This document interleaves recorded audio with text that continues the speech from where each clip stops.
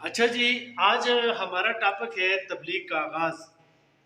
تو وہی نازل ہونے کے بعد نبی کریم صلی اللہ علیہ وآلہ وسلم نے خفیہ طور پر یہ ارقم مخزومی نامی ایک یہ اس بعد میں صحابی بنے ہیں، ان کے گھر میں تبلیغ کا آغاز کیا، اور اسی نسبت سے اس کو دارالارقم بھی کہتے ہیں۔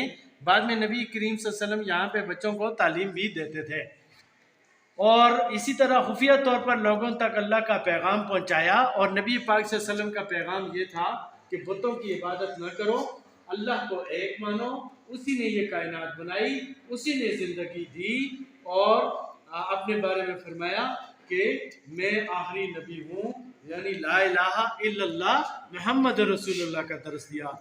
تو مردوں میں سب سے پہلے کون اسلام لایا؟ حضرت ابو بکر صدیق۔ بچوں میں حضرت علی، اور غلاموں میں حضرت زید بن حارث سب سے پہلے اسلام لائے، اور عورتوں میں سب سے پہلے حضرت خدیجہ رضی اللہ تعالیٰ عنہ اسلام لائی۔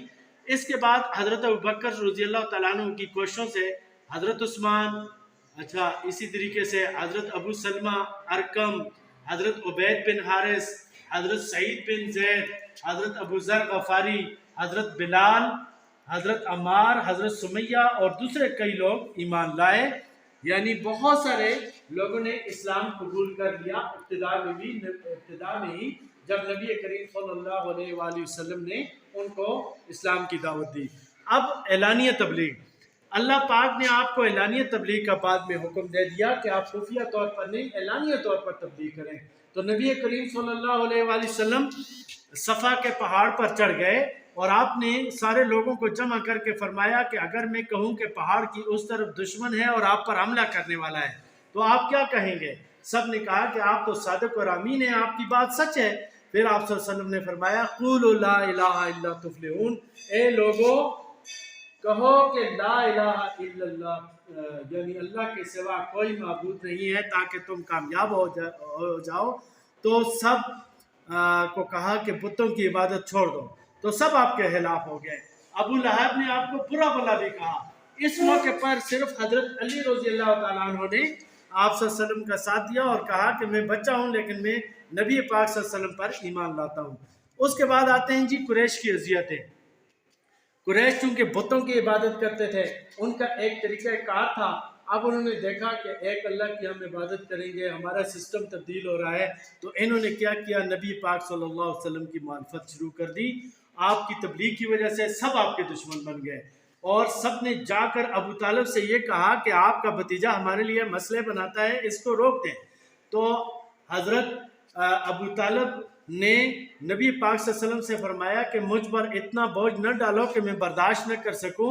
تو نبی کریم صلی اللہ علیہ وآلہ وسلم نے فرمایا چچا جان، اگر یہ میرے دائیں ہاتھ پر سورج اور بائیں پر چاند بھی رکھ دیں تو بھی تبلیغ سے باز نہیں آؤں گا، میں اللہ کا پیغام پہنچاؤں گا۔ تو حضرت ابو طالب جو تھے وہ اپنے بھتیجے سے بہت پیار کرتے تھے، انہوں نے فرمایا کہ ٹھیک ہے آپ اپنا کام جاری رکھیں اور میں آپ کے ساتھ ہوں۔ اس کے بعد کفار نے آپ پر گندگی پھیری، آپ نماز پڑھتے تھے، آپ پر یہ جانوروں کی اوجری ڈال دیتے تھے، اسی طرح آپ کے راستے میں کانٹے بچھائے جاتے تھے، اور ہر طرح سے انہوں نے تکلیف دینے کی کوشش کی، بہت زیادہ ظلم کیے۔ یہاں تک حضرت بلال رضی اللہ تعالیٰ عنہ کو رسی سے باندھ کر لڑکوں کو دے دیا جاتا کہ اس کو کھینچو، جب تک یہ اسلام سے انکار نہ کرے تو اس وقت تک نہیں چھوڑنا۔